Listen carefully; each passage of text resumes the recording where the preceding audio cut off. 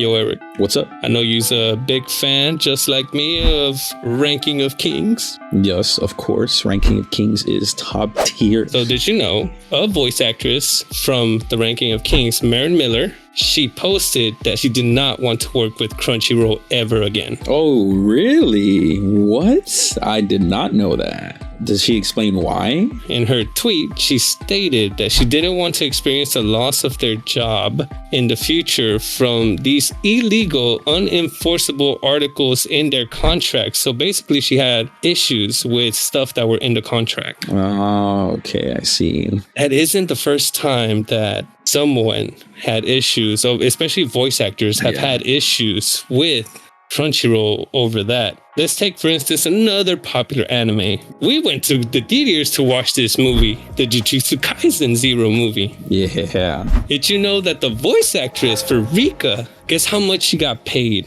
for voicing? Are we talking about English or Japanese? Dub. If I had to give a guess, maybe 5,000? Tweeted out that she got paid $150. No residuals or anything past that.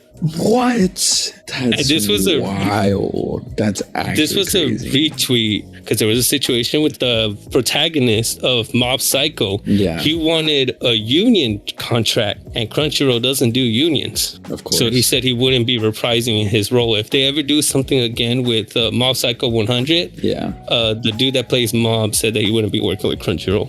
From someone who posted, the voice actors from Jujutsu Kaisen Zero were tweeting out that they got paid $300 for each of their roles. And then the voice actress, which is Anaris Quiñones, she had retweeted, yeah, I was paid $150. That's actually crazy. $150? Like, how do you survive off of that? Exactly. And that doesn't just go with voice actors. There's plenty of issues with voice actors in Crunchyroll side. Again, we're sticking with Crunchyroll because it's the most popular website. Not to just, be shitting on Crunchyroll. Yeah.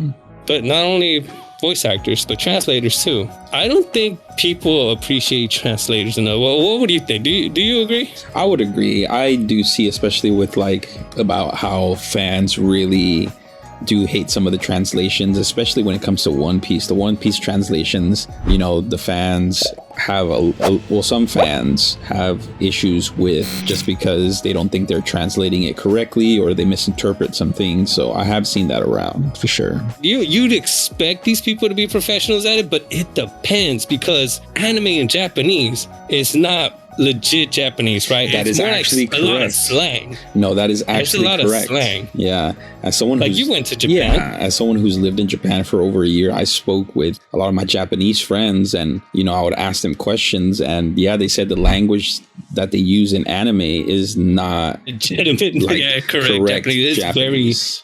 It's very informal Japanese. Yes, very informal. So again, translating is a difficult job. Do they get it perfect every time? No. Do they fix it? Occasionally they do fix it, but once the work is done, from what I've heard, what I've read is that they don't get paid for rewrites or anything like that. That's why they try to get it right the first time. Crunchyroll has gotten flack for not paying the translators enough, and also being a translator and having same day releases is a lot of pressure to those translators. So you think it would end at anime dubbing translators, but it also goes into the mobile games.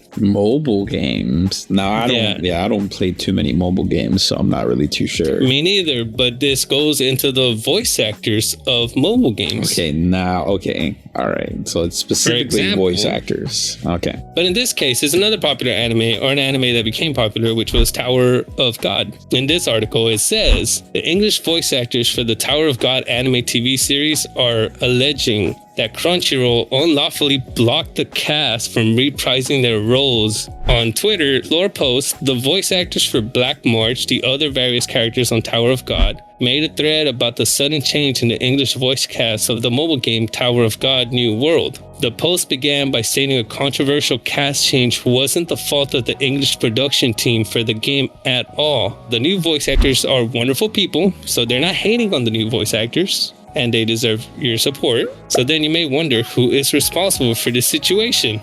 Well, friends, they go by the name Crunchyroll. My whole point for this is, do you pay attention to these little details? No. Do you think that the fandom in general, for the most part, pay attention to these little details? I don't think so. I highly doubt it. And I'm not trying to generalize here.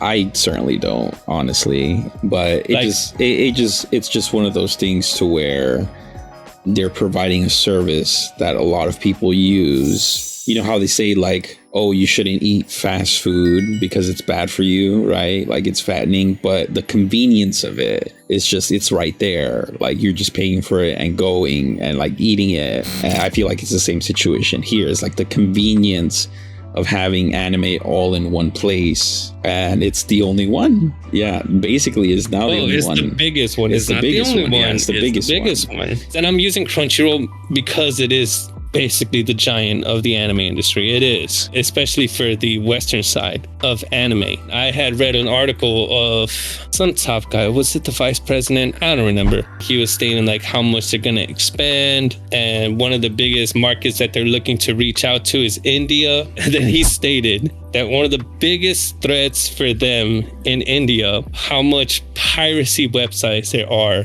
of anime in India. The irony, ladies and gentlemen, the irony, because if you don't know, or if you forget, Crunchyroll in the mid 2000s when it started was a pirate website. It was actually a pirate website. And how can we support these people? Translators? Hell I know. Voice actors, at the very least, you can meet at conventions and just pay between whatever they charge, $25, $50. Once you get to the hundreds, I think you've gone too far. I remember back in my day in the late 2000s, they were free. Again, just to state that I'm not shitting on Crunchyroll. It's just they're the biggest examples of it. Genshin Impact, the biggest probably mobile game in the world, probably. Yeah, it's a huge game, yeah. For the voice actors. Once again, there was an article that said Genshin Impact actors say that they're struggling to pay rent as payment is withheld from them for at least 4 months. That's insane. Actually, holy crap. It's not just Crunchyroll. It happens around the industry. And the only voice that they got, social media. And the support from the fans. So if you ever see, please follow translators from your favorite series, voice actors, even if you don't listen to the dub, but follow these people because that's the only outsource that they have to stand up for themselves, and just go show your support. And from all that, keep supporting anime, whether you agree with Crunchyroll's dealings or not. Share what you love. We out. Deuces.